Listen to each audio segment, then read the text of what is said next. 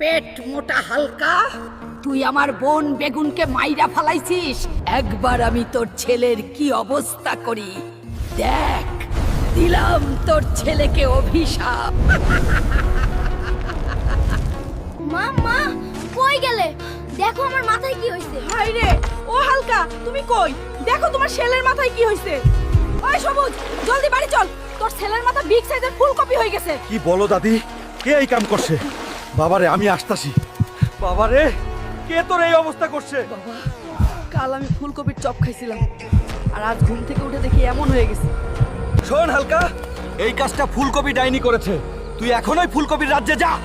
আমি আসতেছি রে ফুলকপি ডাইনি। ফুলকপি ডাইনি, আমি আসতাছি। আইয়ে আমের উড়ন্ত ঘোড়া, চল রে ফুলকপির রাজ্যে।